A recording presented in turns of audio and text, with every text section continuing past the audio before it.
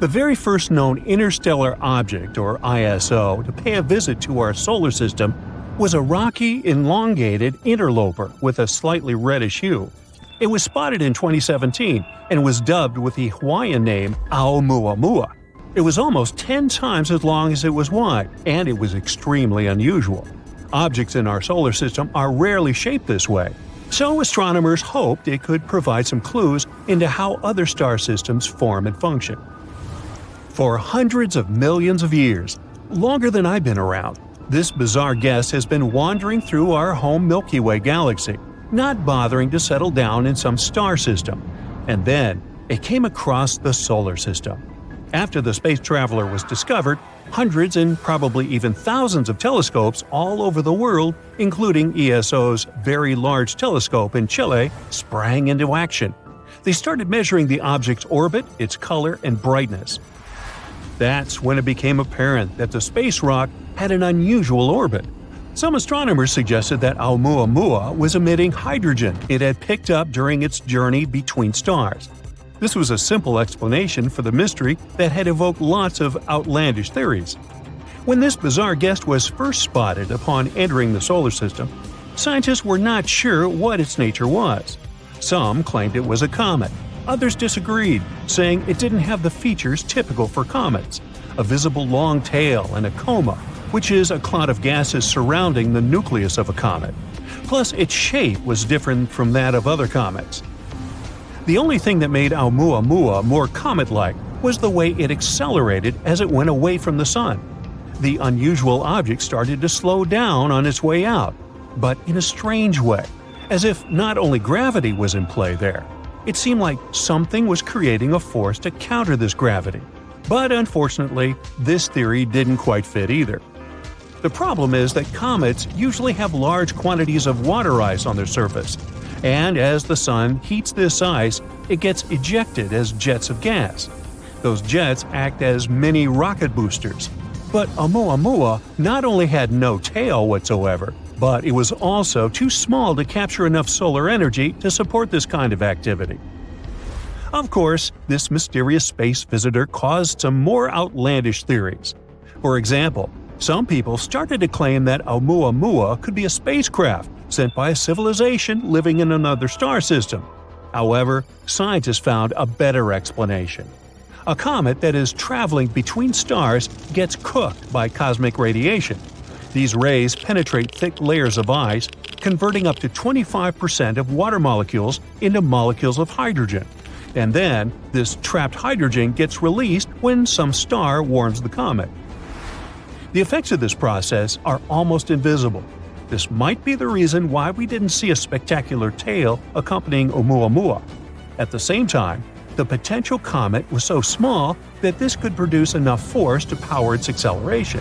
As for the amount of ice released as Oumuamua was coming closer to the sun, it was likely too small for astronomers to spot it. Now, even though Oumuamua was the first known interstellar object to enter our solar system, it wasn't the last. In August 2019, comet 2I Borisov visited us, becoming the second ISO astronomers managed to spot. Now, no one can argue that there simply must be more visitors from faraway star systems than those two. ISOs are rare, but our solar system is pretty old. It must have been capturing some interstellar travelers over the millions and millions of years of its existence, even though they never stayed for very long. One study has taken a closer look at interstellar objects, and they concluded that these space travelers might be caught not in solar orbits, but in near-Earth orbits. The astronomers working on this project even go as far as to claim that there might be a lot of ISOs in orbit around Earth. Now, finding tiny objects in the vastness of the cosmos is extremely tricky. Think about it. What images of distant areas of space do we usually get? Mostly stars. Sometimes unclear pictures of exoplanets. Even more rarely, it can be disks of debris. But fine detail in small space objects? Almost never. So it's actually lucky for us that other solar systems send their inhabitants to visit us. Because by studying ISOs, we gain insight into the formation, evolution, and functioning of other star systems. Have you ever heard of the Oort cloud? It's the most distant region of our solar system, and it's quite unusual. You see, the orbits of the planets lie mostly in the same flat disk surrounding the Sun. But the Oort cloud is believed to resemble a spherical shell surrounding the entire solar system. It looks like a gigantic, thick-walled bubble made up of chunks of ice and other space debris as large as mountains or even bigger. Astronomers think that the Oort cloud contains billions, if not trillions, of different objects. There might also be a connection between the Oort cloud and ISOs. Because scientists think that interstellar objects might outnumber those from the solar system in this region. Even though no one has ever observed the Oort cloud directly, astronomers are sure it does exist. They made such a conclusion after observing the distribution of comets in our solar system. The Oort cloud could have formed from debris in the early solar system, but some experts argue that the largest part of this unusual shell could be interstellar in origin. If travelers from other star systems are as common as some studies suggest, lots of the bodies on the edges of the solar system are likely to have originated in other systems. Sadly, this theory hasn't been proven yet. Now, since we've been talking about comets, not Cupid or Donder or Blitzen, one of them has recently approached the Sun at breakneck speed. It was 96P Mach-Hulse 1. This comet is around 3.7 miles wide, and astronomers think it might have arrived from outside the solar system. The NASA European Space Agency Solar and Heliospheric Observatory spacecraft has been monitoring the comet. So look at this. That's the comet's tail. It's mostly made up of gas. It's trickling behind frozen chunks of ice that are getting heated by the radiation coming from the Sun. In some cases, a comet can have two tails, one made of dust and the other consisting of gas, and each of them can reach hundreds and, in some extreme situations, even millions of miles in length. In 2008, scientists analyzed the material left by 150 comets. They found out that the comet we're talking about was quite low in carbon and didn't contain a large enough amount of some other typical materials. This could only mean one thing. The comet was an interloper coming from another star system. It may have been ejected from its original solar system by the gravity of a large planet. After that, the poor homeless thing probably spent a large amount of time wandering around space, until it came across Jupiter. The gas giant could have bent the comet's trajectory, trapping it in orbit around the Sun. There's one more theory. According to it, the comet formed in a poorly studied region of the solar system, and it has this weird composition due to its repeated journeys around the Sun. Now, scientists are watching the comet with anticipation, like Christmas. Since it's an atypical one, both in its behavior and composition, they don't know what they will see, which makes the whole process even more exciting. Most comets falling toward the Sun are quite small, not more than 32 feet across. That's why they burn up as soon as they come close to our star. But the sheer size of Mach-Hulse 1, which is more than 2/3 the height of Mount Everest, seems to protect the comet from evaporating completely. In September 1859, scientists observed the first confirmed powerful solar flare. The Sun threw a large amount of radiation, energy, and plasma material into space. This was a massive and devastating disaster, but it happened 93 million miles away, so it probably wasn't such a big problem, right? Well, actually it was. A few hours after the flare was spotted, telegraph lines stopped working all over Europe and North America. Some of them sparked and caused fires. People realized that the Sun was not only the source of light and warmth, but also danger. Scientists called that day the Carrington effect. The good news is that this happened in the middle of the 19th century and didn't cause serious problems for the planet. The bad news is that scientists are warning that in 2025, Earth will experience even more powerful solar storms caused by a coronal mass ejection. This is a giant cloud of plasma or charged gas. At one time, the Sun can throw billions of tons of this material into space. Then, all this flies at high speed through space. Some of the material can reach our planet in 15 hours, the rest in a few days. During the journey, it captures and accelerates any charged particles encountered along the way, which increases its intensity and power. And then, this unstoppable array of energy crashes into our planet. It heats the upper layers of the atmosphere, increases its thickness, and disturbs the work of satellites. They slow down and lose altitude. Communication with satellites becomes unstable, GPS is buggy, data is poorly transmitted. Also, solar-charged gas penetrates into our power grids, transformer booths, and stations. It leads to massive failures that ruin the work of the entire technological chain. A powerful solar attack on several power plants can trigger a power outage in a large city. The internet, phones, social services, networks, nothing will work. We may lose connection with each other. Many large companies would go bankrupt, and the planet may face economic crises. These are big problems, but not the most serious ones. Electric plants serve boiler houses and water pumping stations. Solar storms could stop water from getting to our homes. You wouldn't be able to buy groceries in stores without cash. Of course, we can restore all this, but we'll have to live in the Iron Age for a while. But the worst thing is that a prolonged solar storm can suspend food production. For example, this year, a geomagnetic storm caused by solar storms shut down GPS satellites that are connected with modern tractors, so farmers couldn't work. What would happen if such storms happened every day for a year? We would probably start missing many items in supermarkets. Besides, maritime navigation also depends on satellites. Thanks to them, ships calculate the latitude and longitude of their location. If the satellites are damaged, ships may get lost in the ocean. Even whales get lost in the ocean during magnetic storms. Many birds navigate with the help of magnetic field during long flights to the south. So, not only people, but also animals may experience serious problems. Solar storms heat the upper layers of the Earth's atmosphere and thus make the air thicker. The movement of satellites slows down because of this air resistance. They lose altitude, and one of these satellites is Hubble. Yes, the very telescope that provides us with incredible pictures of space. Scientists say that it will fail much earlier because of solar attacks. You've probably heard on the news that solar activity has recently caused electromagnetic storms on Earth. But fortunately, it hasn't affected our lives in any way. The only problem was headaches, high pressure, and mood swings during those storms. It seems like an ordinary thing, but scientists don't have a consensus on this topic. No one has proven exactly how and why magnetic storms affect our condition. Yes, during storms, the planet's atmosphere becomes less dense, and perhaps this affects our blood pressure, like it happens when the weather changes.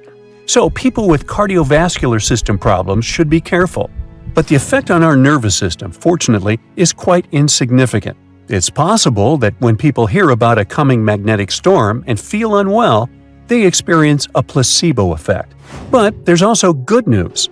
All these charged solar particles interact with atoms and molecules in Earth's atmosphere. This interaction leads to beautiful northern lights. It's good to spend some time away from your gadgets and look up at the sky sometimes. One of the biggest storms occurred on March 13, 1989. On March 10th, the Sun ejected a gigantic volume of coronal plasma. The amount of that material was the size of 36 Earths. The solar cloud was flying to us at 1,000,000 miles per hour, and a couple of days later, it crashed into our planet's magnetic field. The collision caused a geomagnetic superstorm. People watched some of the brightest and most beautiful auroras in history. The light show covered most of the planet, but after a beautiful performance, problems followed. The solar storm was so powerful that it went through the atmosphere and reached Earth's surface. First, it disrupted the operation of satellites and then damaged electrical networks. For example, it destroyed a transformer at a nuclear power plant in New Jersey. Energy companies in Canada went down because of systems overloading. As a result, about 6 million people in northeastern Canada lost electricity for 9 hours. This was the largest power outage caused by a geomagnetic storm. Yeah, there were more powerful storms in the mid-19th and early 20th centuries, but the planet wasn't covered by so many power grids at that time. More powerful storms may occur in 2025. The question is, will we be ready for them? Careful study of solar activity can help us prepare.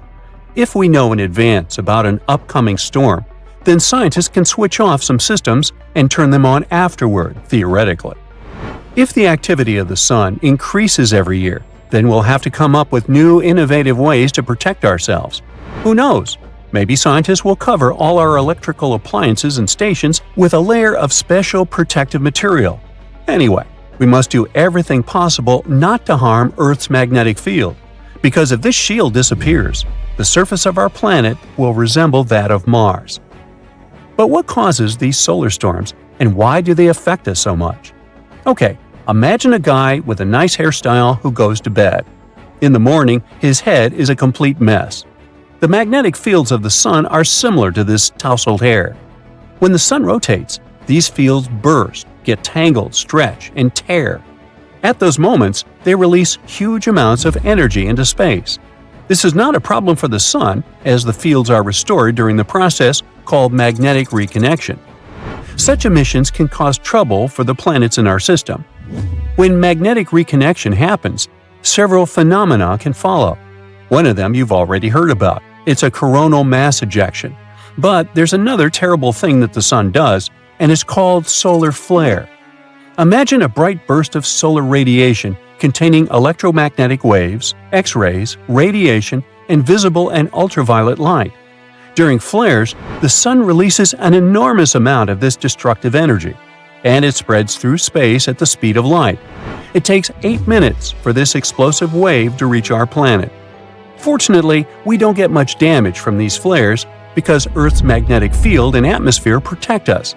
Strong flares can disrupt radio waves in the upper atmosphere and affect the operation of satellites, but it's nothing critical. Another solar phenomenon is called a radiation storm. These are accelerated electrons and protons that move at a speed slightly less than the speed of light. Thanks to Earth's magnetic field, radiation storms don't harm our planet too much, but they pose a danger to astronauts and satellites. These particles can penetrate human tissues and lead to serious health problems in the way radiation does, but only if you're in space or flying a plane in the upper atmosphere. In 2017, a strange object was spotted in our solar system. It had the shape of a long tube, similar to a pancake. No known asteroid or comet we've seen looks like that. Its exterior was also peculiar. It was at least 10 times more reflective than the average stuff that flies through space, with some saying it had a surface similar to polished metal. When it went past the sun and left our reach, it accelerated faster than what our gravity could account for. At first glance, it was like this thing had a rocket strapped to its back. This unusual visitor even got a special name, Oumuamua. It comes from Hawaiian and translates to scout or visitor from a faraway land. And because of its characteristics, scientists soon began to wonder if this was at last a visit from otherworldly creatures. Before they went full-on with the science fiction suppositions, astronomers gathered the information they were sure about, starting with the fact that Oumuamua must have come from another solar system. There must have been some unfortunate event in its home system that led to its ejection. What they didn't know was that this was a comet or asteroid. They're both celestial objects orbiting a sun, but they have distinct compositions and behaviors. Comets are composed primarily of ice, dust, and rocky material, often referred to as dirty snowballs. When a comet approaches the sun, the heat causes the ice to vaporize, releasing gas and dust particles into space. This creates a bright glowing tail that can extend for millions of miles. Comets generally have elliptical orbits, often taking them from the distant reaches of our solar system closer to the sun. Asteroids, however, are mostly made of rock and metal. In our neighborhood, they are remnants of the early formation of the solar system and are typically found in the asteroid belt between Mars and Jupiter. Unlike comets, asteroids do not develop tails when they approach the sun, as they have no ice. Their orbits generally follow more circular paths compared to comets. By all accounts, Oumuamua should be a comet, because it seems to come from a different location in the universe. Yet, it doesn't exhibit the typical signs of cometary activity. Oumuamua lacks a tail and does not spew out gas as it passes by, not like me. Even though it behaves like a comet, it looks more like an asteroid. Now, another big question is how scientists even managed to spot Oumuamua in the first place. Considering the vastness of space and time in the galaxy, it's remarkable. Stars have lifetimes spanning millions or billions of years, and the formation of a solar system takes hundreds of millions of years. Even the fastest objects take tens of thousands of years to travel from one star to another. In contrast, humans have only been observing the skies with telescopes for around 400 years, a tiny fraction of cosmic time. And it's only in recent decades, even years, that we've had the technology to detect and track fast-moving, dim objects. Either rocks like these are abundant, or we've been incredibly lucky with our detections, or it's simply wanted to be seen. Now, another question that was asked was where such objects could come from. It's highly unlikely that Oumuamua came from a mature, stable solar system. That's because such systems don't eject enough material to fill up the galaxy. Occasionally, a random rock might get flung out, but it can rarely travel so far. Young systems, however, act differently. In these chaotic environments, collisions, mergers, and migrations are happening everywhere. Plenty of tiny rocks roam around, perfect candidates for ejection. The solar system that kicked Oumuamua out must have had a planet similar to Jupiter. Its massive size and gravity could influence other objects in the system, causing potential ejections. But not all solar systems develop Jupiter-sized planets. Often massive planets end up close to their stars, becoming hotter versions of Jupiter. These planets, snugly orbiting a sun, are less likely to eject debris. Now, Neptune-like planets may play a role too. While not as massive as Jupiter, they tend to call the outer regions of solar systems their home. Our solar system has the Kuiper Belt, a reservoir of comets in its outer reaches. During a solar system's early stages, interactions between Neptune-like planets and debris are common. Finding Neptune-like planets in other systems has been challenging, though. Our methods for detecting exoplanets work better for massive objects close to their stars, making it difficult to spot Neptune counterparts farther out. Oumuamua was also linked to a peculiar theory about how life came to be in the universe – panspermia. Now that's a hypothesis that suggests that life exists throughout the universe and can be distributed between planets by various means, such as asteroids, comets, or even spacecraft. It says that life must have originated in one location in the universe and then spread to other celestial bodies. Fans of the panspermia theory have suggested that such interstellar objects could potentially carry tiny microbes, those building blocks of life between star systems. If such objects were to impact a planet or a moon, they could transfer these materials and seed the celestial body with life. For now, there is no evidence to support the theory that this comet in particular has transported life between star systems. After years of research, the overall consensus became that Oumuamua was indeed a comet.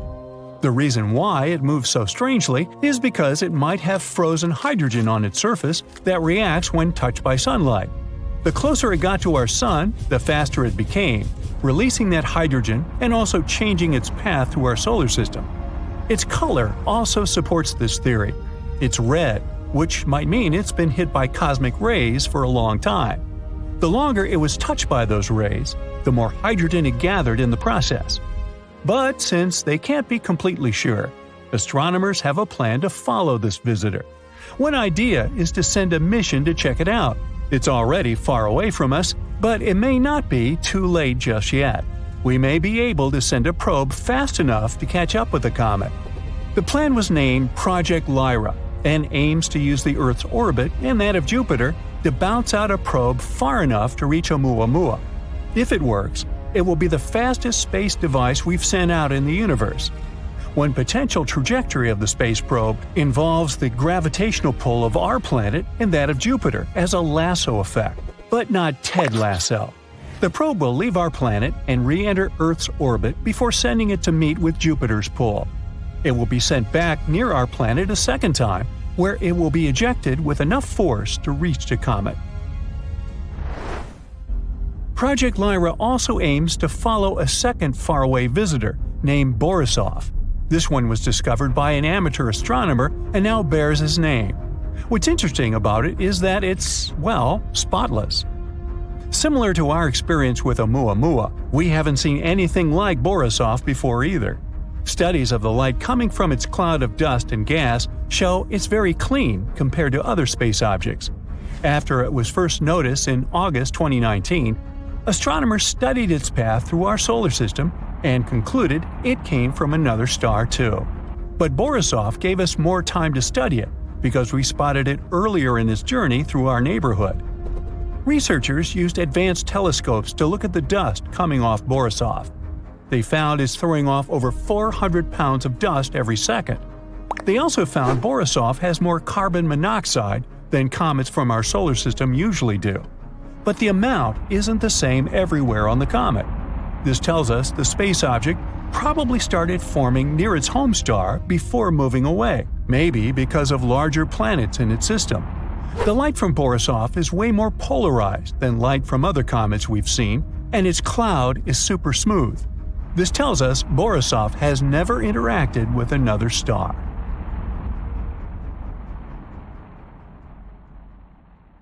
Living on our beautiful planet might seem safe, but only until you start thinking of all those dangers lurking just around the corner, or in the vast darkness of the cosmos. Let's see what may eventually lead to the end of planet Earth. With each new potential threat, it gets more and more terrifying. Consider yourself warned. First of all, let's talk about hypercane. This natural disaster can get really extreme. A hypercane is a theoretical hurricane of unsurpassed power. It would occur if the ocean became overheated as a result of climate change, or a massive volcanic eruption could trigger it. In any case, these conditions would create a hurricane, which, unlike regular hurricanes, would stretch way beyond the lower stratosphere. The speed of such a storm would reach 500 miles per hour. The pressure inside the hypercane would be so low that it wouldn't let it wear out as quickly as other hurricanes. The hypercane could last for weeks on end. But the worst thing? It would likely damage or even destroy part of Earth's ozone layer, and the hole could be the size of the entire North American continent. Then we've got super destructive tornadoes. A tornado is a violently rotating column of air. It usually extends from a thunderstorm and is in contact with the ground. Inside a thundercloud, warm, humid air rises upward, and cool air falls down along with rain or hail. Such conditions can lead to the appearance of spinning air currents inside the cloud. Interestingly, these air currents start out horizontal, but at one point they can become vertical and drop down from the cloud, becoming a tornado. Some tornadoes are narrow, rope-like swirls, but others turn into wild funnels. Tornadoes are ranked with the help of the enhanced Fujita scale. A weak tornado normally lasts for a few minutes and doesn't move faster than 100 miles per hour. The next level is a strong tornado. Such whirlwinds can last for 20 minutes or so and have winds of up to 200 miles per hour. And then we can also have violent tornadoes. Those can last for more than an hour and move at a speed of between 200 and 300 miles per hour. On average, around 1,000 tornadoes occur in the USA every year. There's even a region that got named Tornado Alley. It's a 10-state area in the Midwest, but tornadoes can happen in any state. One of the most destructive natural disasters was the tri-state tornado in the USA. It was the world's longest-lasting single tornado that traveled 220 miles through Missouri, Illinois, and Indiana. At the same time, the average tornado's path is usually no longer than 5 miles. But what if one day, a tornado much bigger and way more powerful than any we've experienced before swiped through countries and continents? It would leave behind total destruction and devastation. And how about a supercell thunderstorm? It's the least common type of thunderstorm, but it's the most dangerous. It's likely to cause severe weather, damaging winds, very large hail, and even violent tornadoes. What makes supercells unique is a deep and persistent rotating updraft called a mesocyclone. Supercells can potentially last for hours and cause great havoc. An asteroid impact could end all forms of life on Earth too. If a space wanderer was large enough, it could cause widespread devastation, like it happened with the 9-mile-wide asteroid from 66 million years ago. It's rumored to have destroyed 3/4 of the planet's plant and animal species, including dinosaurs. Depending on the asteroid's size and the speed of its approach, the impact could lead to massive fires, tsunamis, and the eternal winter effect. It happens when the debris ejected into the atmosphere blocks sunlight and disrupts the global climate. Luckily, we'd probably notice such a large asteroid coming close to our planet with the help of our equipment long before the collision and would have enough time to get rid of this threat. It would be our very own sun that would bring our world to an end. Our star is a gigantic, constantly changing ball of molten gases. Every once in a while, it spews out bursts of energy, solar flares. They often go hand in hand with something called coronal mass ejections. Those are giant bubbles of ionized gas that can accelerate to incredible speeds. The most powerful volcanic eruptions pale in comparison to solar flares that release 10 million times more energy. Within a few minutes, one solar flare can give out billions of tons of charged particles. Solar flares are also insanely hot, with the temperatures reaching several million degrees Fahrenheit. Astronomers believe that such bursts of solar radiation happen when the sun's magnetic field gets twisted in some regions. At one moment, all the pent-up energy is released. The star sends out light and particles, mostly electrons and protons. Most solar flares last for minutes, but some continue for hours. Scientists classify solar flares depending on how brightly they shine in X-rays. You aren't likely to notice the tiniest flares if you don't have special equipment. Medium solar flares lead to fleeting radio blackouts at the poles, but nothing too serious. It's X-class flares people should worry about. They cause the strongest and longest-lasting solar storms. Now, if you had gamma-ray vision, you'd be able to see immensely bright flashes. They occur every day, outshine everything around you, and then disappear again. Those flashes are gamma-ray bursts. One of them could wipe out Earth's atmosphere. The flash that might ruin our planet would most probably be born in a faraway galaxy during a merge of two collapsing stars. It would be immensely powerful and super bright. Still 1,000 light-years from Earth, it'd already shine as bright as the sun. Our planet's atmosphere would try to protect us, but its natural shield wouldn't last. The radiation would be so powerful that it would literally cook the atmosphere. It would create nitrogen oxides that would destroy the ozone layer. Without this layer, ultraviolet rays coming from the sun would be hitting Earth's surface at full force. They would wipe out tiny plankton in the ocean. But these plankton produce from 50 to 70% of all oxygen in the world. So, with their disappearance, there would be a severe lack of oxygen, which would lead to the disappearance of life on the planet. In the end, the heat and ultraviolet light coming from the sun would turn the planet into a huge chunk of rock. And what if we came across a wandering black hole? You might know that a black hole is a region in space where gravity is so powerful that not even light can escape its clutches. Luckily, the nearest to us black hole is 1,500 light-years away. It seems that we have nothing to worry about until we learn about wandering black holes. Now, things definitely get way creepier. If such a black hole entered the solar system, Earth would be doomed. We wouldn't stand a chance against this space monster. In 2020, 13 wandering black holes were spotted not so far away from our planet. But not far away in space terms means around 1 billion light-years away, so we've got some time left. Plus, the possibility of such a disaster is very, very low. One day, a rogue planet might push Earth out of the habitable zone and into an extreme orbit farther from the sun. Then, the climate all over the planet would start getting colder and colder. Don't forget that the farther our planet is from the sun, the weaker the star's gravitational pull on our planet is. In the end, our beautiful Earth would get too far away from its main source of light and heat.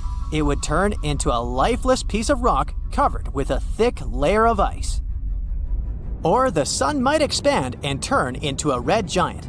If it happened, it would change the entire habitable zone of our solar system. The disaster would start with our star running out of hydrogen in its core. This would trigger a chain of reactions, which would eventually lead to the core of the sun heating up and getting denser. As a result, the sun would get way larger than it is now. During this transformation, the sun would swallow Venus, Mercury, and Earth. It all started with a minor change on our planet.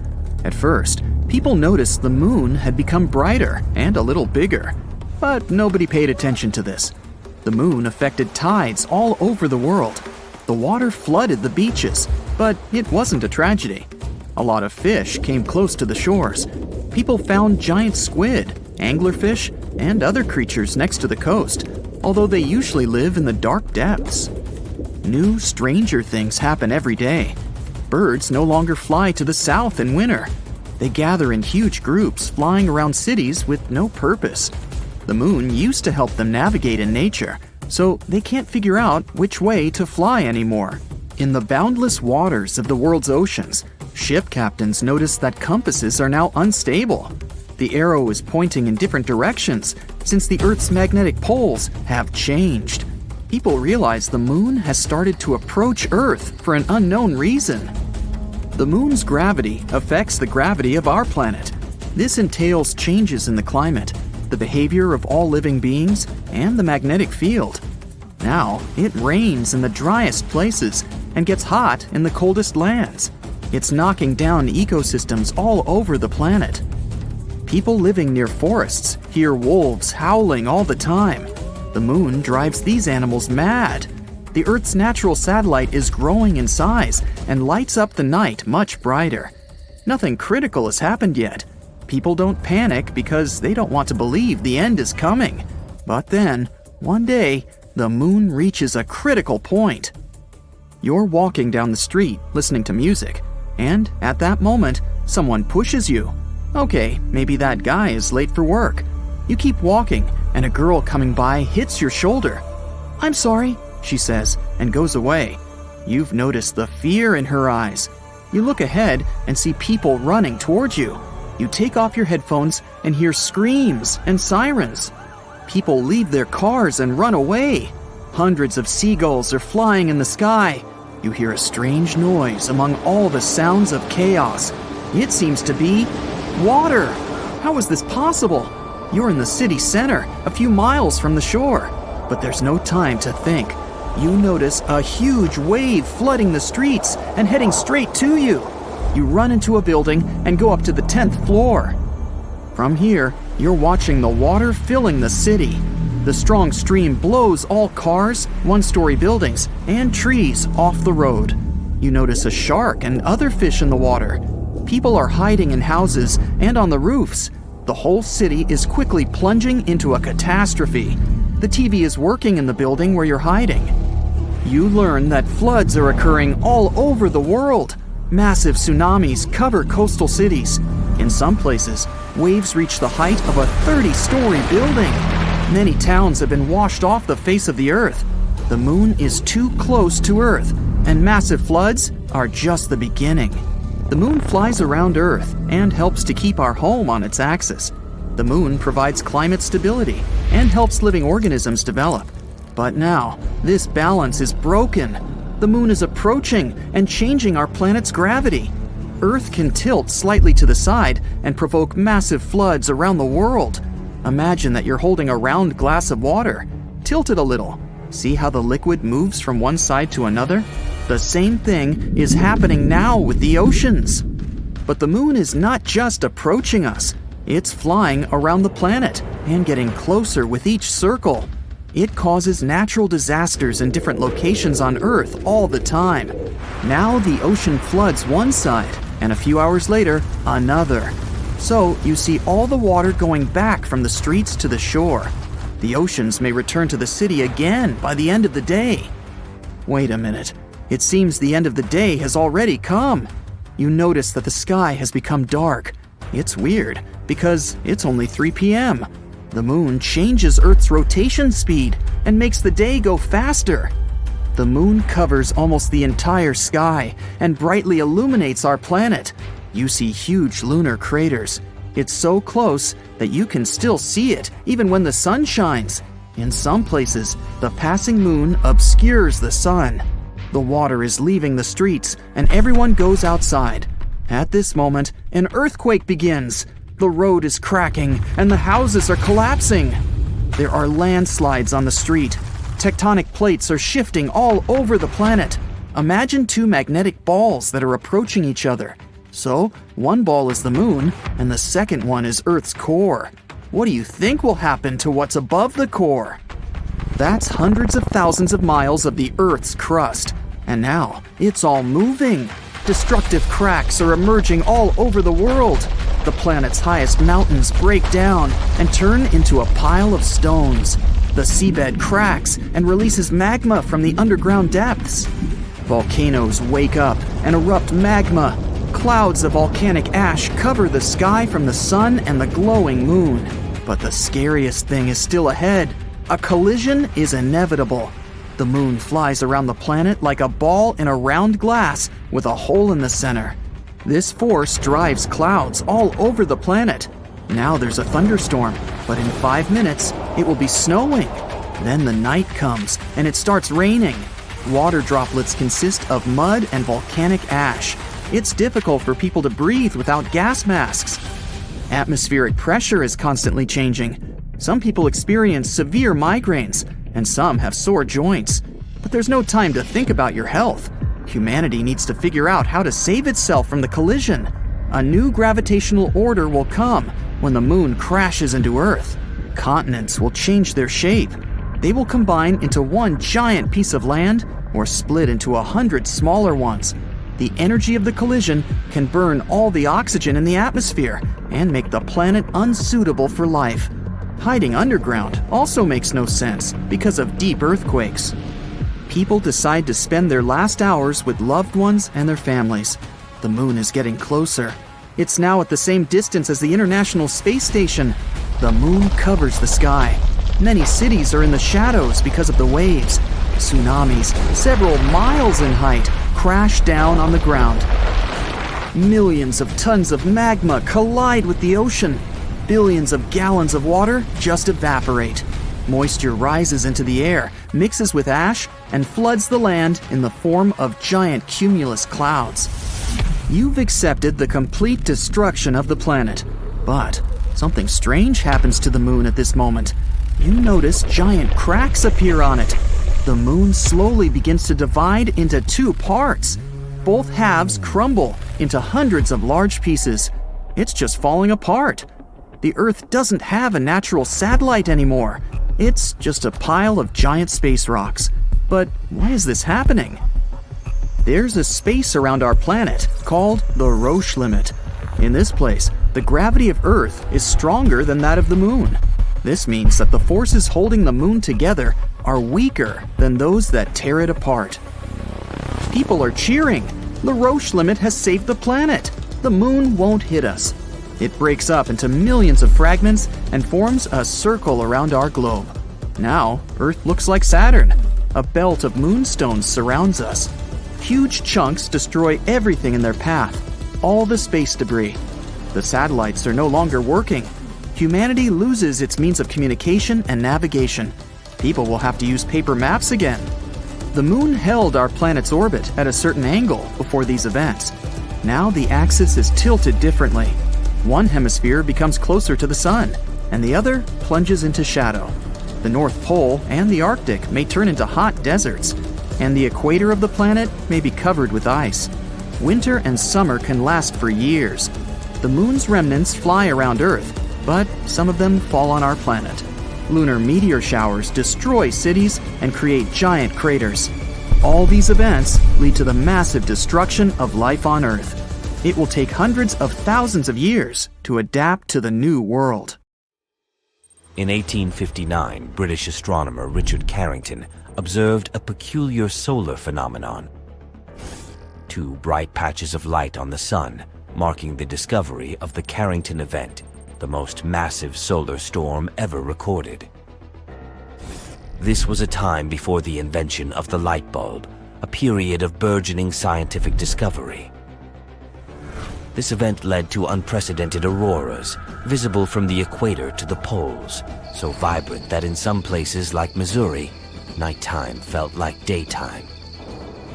The sun's intense activity caused more than just stunning lights.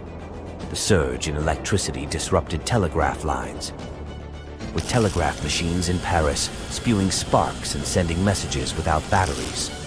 In contrast, those in Pittsburgh could communicate with New York. Fast forward to modern times. There are concerns about another potentially devastating solar storm in 2025. With our heavy reliance on technology and electricity, the impact could be catastrophic. A Carrington-level event could disrupt power for up to 40 million people in the US alone for years and cause trillions in damages. What are solar flares? They're massive explosions in our solar system caused by the sun's magnetic energy. When these electromagnetic waves hit Earth, they cause phenomena like the auroras, but also disrupt satellite operations and power grids. Case in point, in 1989, Quebec experienced a 12-hour blackout due to a solar flare. And in 2022, a solar storm sent 40 Starlink mini-satellites crashing out of orbit. The sun doesn't only emit flares, but also coronal mass ejections, CMEs, enormous bubbles filled with plasma. Both emit radiation and particles that can overload our power systems and have frequencies much higher than our usual electrical devices. If a storm of the Carrington magnitude were to strike again, it might take up to a decade for us to recover. These solar events can damage satellites, disrupting communications, including the internet, TV, and GPS. The radiation could have lasting effects on our DNA, particularly hazardous for astronauts in space. By 2025, it's hoped we'll be better prepared. Maybe a brief internet break wouldn't be too bad after all. Moreover, it is important to understand the potential risks posed by solar storms and to work proactively to mitigate their impact. The Carrington event in 1859 showed that even the most advanced technologies of the time, like the telegraph system, were vulnerable to solar storms. Today, with our reliance on complex electronic systems and the interconnectedness of our global economy, the stakes are even higher. One way to protect against potential solar storm impacts is to develop technologies that are resilient to the effects of solar radiation. Researchers are working on new materials and technologies that can shield electronic components from the harmful effects of solar radiation. Satellites and spacecraft can be designed with radiation-hardened components to withstand solar storms. Power grids can be fortified to minimize the risk of large-scale outages.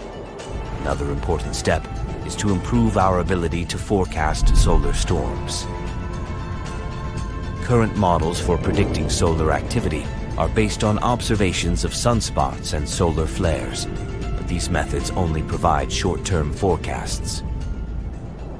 New methods that rely on a combination of ground-based and space-based observations as well as computer simulations could provide more accurate and timely predictions of solar storms. This would give us more time to prepare and take action to mitigate their impact. In addition to improving our forecasting capabilities, it is essential to invest in infrastructure that can help us respond to and recover from a major solar storm. This includes backup power systems, alternative communication networks, and stockpiles of essential supplies. With proper planning and preparation, we can minimize the impact of a major solar storm and ensure the continuity of our economy and society. In conclusion, while solar storms can pose significant risks to our modern society, with proper planning, research, and investment in infrastructure, we can mitigate their impact and continue to enjoy the many benefits that the sun provides. The key is to be proactive, to understand the risks, and to be prepared to respond to whatever challenges the sun may throw our way. In May 2024, stunning auroras adorning the night sky demonstrated all the power that solar storms emit as radiation. But sometimes, our sun does things that are far more destructive. I'm talking about solar particle events.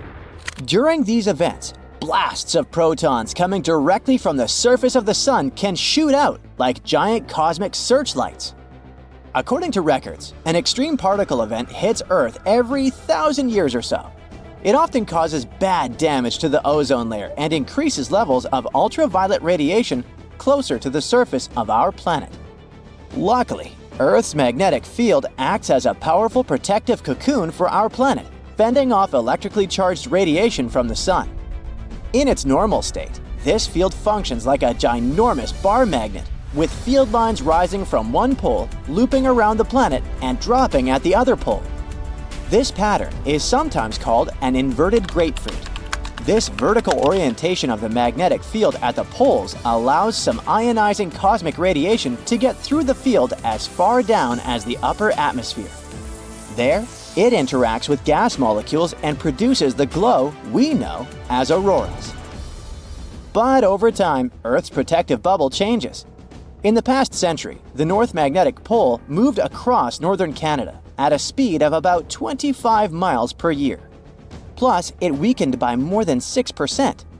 Even more shockingly, according to geological records, there have been periods of time as long as centuries and millennia when our planet's magnetic field was super weak or entirely absent. But we'll talk about those tragic times later. It's easy to imagine what our planet would look like without its protective bubble if you look at Mars. The red planet lost its global magnetic field long ago. And once this field disappeared, most of Mars's atmosphere vanished too. In May 2024, a strong solar particle event hit the planet. It disrupted the operation of the Mars Odyssey spacecraft and made radiation levels at the surface of the red planet rise around 30 times higher than what a person receives during a chest X-ray.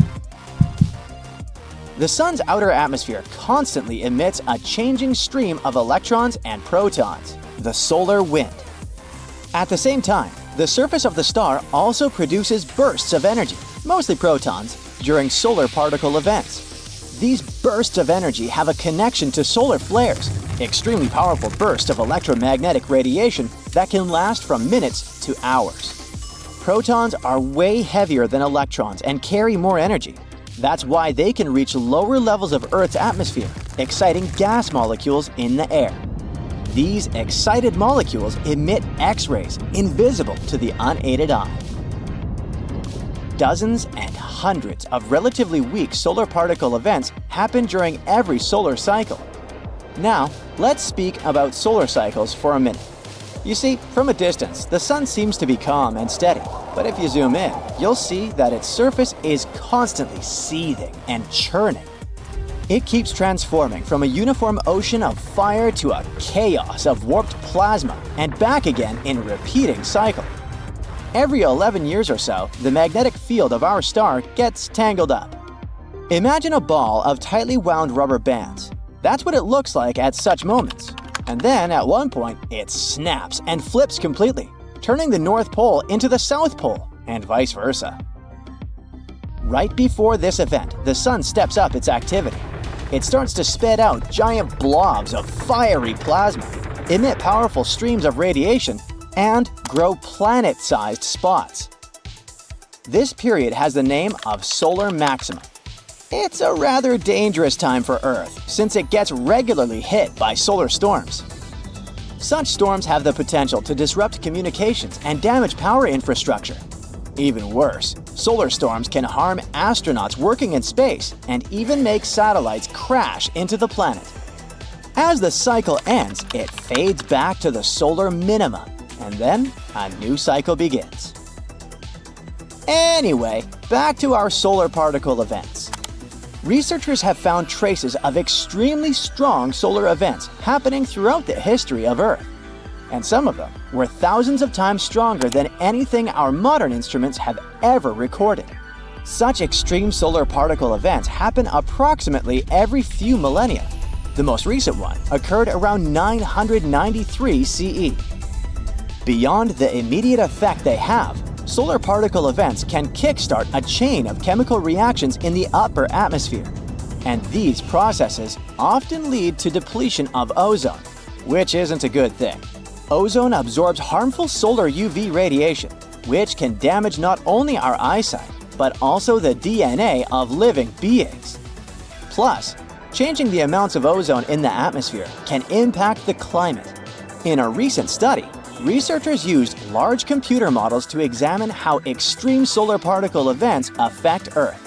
They found out that if a solar proton event arrives during a period of time when our planet's magnetic field is very weak, then ozone damage can last for 6 years, and the level of UV radiation might increase by 25%, boosting solar-induced DNA damage by around 50%. And apparently, this dramatic combination of a weak magnetic field and extreme solar proton events happens quite often.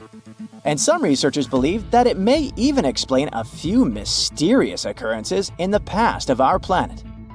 For example, the most recent period of weak magnetic field started 42,000 years ago and lasted for around 1,000 years. This period included a temporary switch in the North and South poles. Several major evolutionary events happened during that time. For example, the last Neanderthals disappeared in Europe, along with the extinction of marsupial megafauna in Australia. Yeah, sadly, we won't see any giant wombats and giant kangaroos anymore. One more, even bigger evolutionary event might also be linked to Earth's geomagnetic field. Multicellular animals appeared at the end of the Ediacaran period, which started around 635 million years ago, and it occurred after a 26 million year period of extremely weak or even absent magnetic field. The rapid evolution of different groups of animals in the Cambrian explosion, about 539 million years ago, might have also been related to high UV levels and geomagnetism. The simultaneous evolution of hard body shells and eyes in multiple unrelated groups could have been necessary to detect and avoid harmful incoming UV rays. A complete reversal of Earth's geomagnetic poles might have a serious impact on the climate of our planet. Luckily, such flips don't happen overnight. The entire process stretches over thousands of years. Plus, even though the magnetic pole weakens during a pole reversal, it doesn't disappear completely. That's why the magnetosphere continues protecting the planet from cosmic rays and charged solar particles, even though there might be some amount of particulate radiation that will make it to Earth's surface. Our planet's magnetic fields are generated by moving electric charges. If some material allows these charges to easily move in it, it's called a conductor. Metal is a great conductor, and we often use it to transfer electric currents from one place to another. In this case, the electric current's negative charge, called electrons, move through the metal. The current is what generates a magnetic field. Earth's outer core is made of liquid iron and nickel. In other words, there are layers and layers of conducting material inside our planet. Currents of charges are constantly moving throughout the core, and the liquid metal is also moving and circulating there, generating the magnetic field. This magnetic field, in turn, produces something resembling a bubble around the planet. It's called the magnetosphere, and it's located above the uppermost part of the atmosphere. This layer shields and deflects high-energy cosmic ray radiation, which otherwise would be extremely hazardous to people and other forms of life on Earth. The magnetosphere also interacts with the ionosphere, the layer of our planet's atmosphere containing loads of ions and free electrons and capable of reflecting radio waves. The interaction between these two layers and magnetized solar winds is what scientists call space weather. The solar wind is normally mild, and there's no space weather whatsoever. On July 23, 2024, Europe's Solar Orbiter spacecraft observed a super-powerful solar flare erupting from the far side of the Sun. This flare wasn't the most extreme ever recorded, but still, we got extremely lucky this time not to get fried by it. Such solar flares often cause long-lived, raging radiation storms, and if such a storm moves in the direction of Earth, it can lead to worldwide blackouts. Before we go deeper into details of that potentially disastrous solar flare, we need to figure out what exactly this solar phenomenon is. Solar flares occur because the magnetic fields in the atmosphere of our star are moving non-stop. When the Sun is approaching its solar maxima, and that's the most active period of its 11-year-long cycle, which is, by the way, exactly what's happening now, its magnetic fields get more and more tangled, making our star look like an enormous ball of tangled rubber bands. They loop around, cross over one another, cut one another off, and then reconnect. Ever seen iron filings sprinkled on a bar magnet? These filings line up along the magnetic lines of force. Like that, the hot plasma on the surface of the Sun is at the mercy of the magnetic lines of force. Sometimes, when the magnetic fields interact with each other, some plasma gets disconnected from the fields, and its particles accelerate to immense speeds and send powerful radiation to space. That's what a solar flare is. Other times, our star throws off massive amounts of matter. Those events are coronal mass ejections, CMEs. Just one CME can contain as much as 20 billion tons of material. If that material were rock, it would create a mountain about 2.75 miles across and almost a half a mile tall. The ejected material often travels at a speed of over 1,000,000 miles per hour. Solar flares and CMEs are the most powerful explosions in the solar system, releasing unimaginable amounts of energy. Solar flares have their own classification according to their strength. The smallest and weakened ones are A and B class. Then there are C and M class solar flares, and the strongest are X class flares. A number from 1 to 9, and in some cases a larger one, accompanies each letter. That's similar to the Richter scale for earthquakes. A and B class flares are too weak to affect our planet. As for C class flares, they may have small, noticeable consequences. M-class flares can cause short radio blackouts at the poles and weak radiation storms that can still harm astronauts. But the most dangerous of them all are X-class flares. These are flares more than 10 times more powerful than X1. That's why the classification of X-class flares can go higher than 9. Now let's get back to that recent solar flare. It was X14 Class 1. Now, we already know that it means it was an extra strong flare. Other large flares astronomers have detected recently include an X12 solar flare that happened on the 20th of May and an X10 flare that occurred on the 17th of July. All of them have come from the backside of the Sun. If we talk of the Earth side of our star, the largest solar flare that has been recorded so far within this solar cycle happened on the 14th of May. It was an X8.7 flare that led to radio blackouts, and a strong geomagnetic storm leading to magnificent auroras all over the world occurred a few days earlier. Powerful coronal mass ejections accompanied this storm. As for the July X-class flare, it was so powerful that it could have ended up tragically for us. Luckily, all that magnetically charged plasma blast that accompanied the flare didn't travel in our direction. If it had, it would have been quite the solar storm. Auroras would have been incredibly impressive and a wee bit terrifying in their magnificence.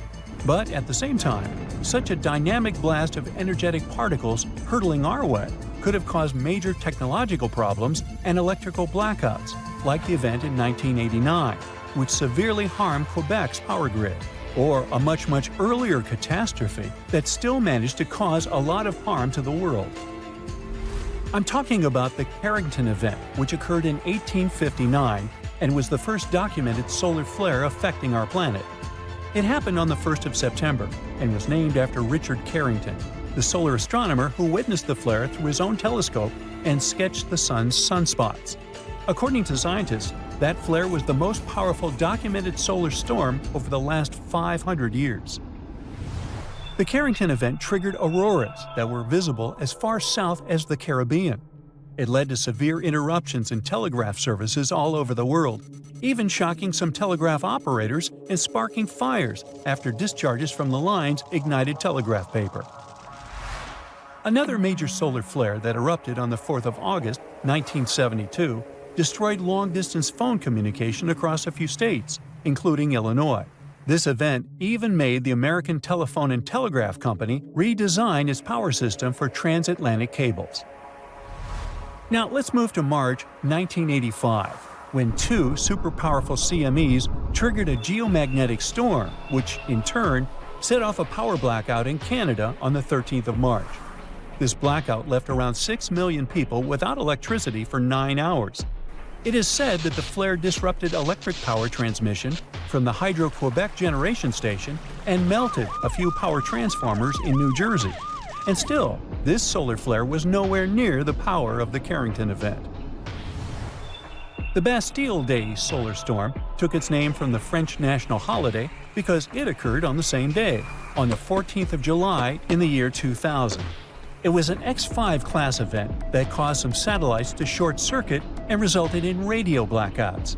It's still one of the most highly observed solar storm events.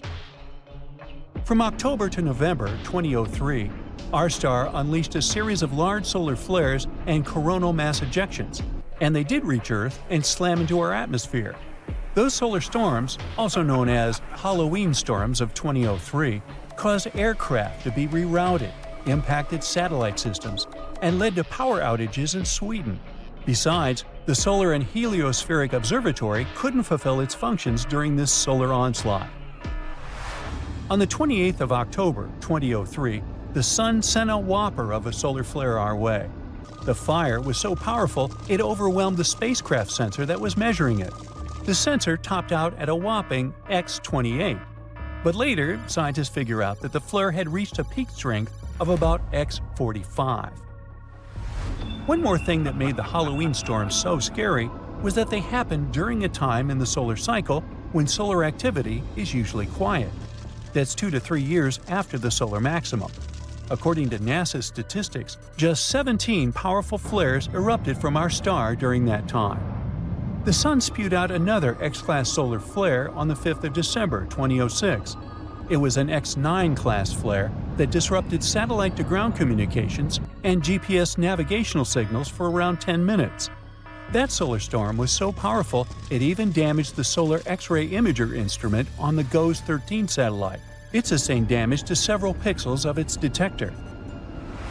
In February 2022, SpaceX experienced the terrifying power of our star when a devastating geomagnetic storm destroyed 38 Starlink satellites worth tens of millions of dollars.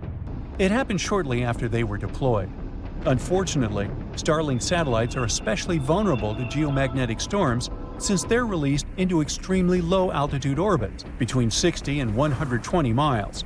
They also rely on their onboard engines to overcome the drag force and raise themselves to their final altitude of around 350 miles over the surface of our planet. The thing is, during a geomagnetic storm, Earth's atmosphere absorbs energy from the storm, heats up, and extends upwards. It results in a denser thermosphere, which means more drag, and it can be a serious issue for satellites. That's exactly what happened. The batch of newly released Starlink satellites didn't manage to overcome the increased drag and started to fall back, eventually burning up in the atmosphere.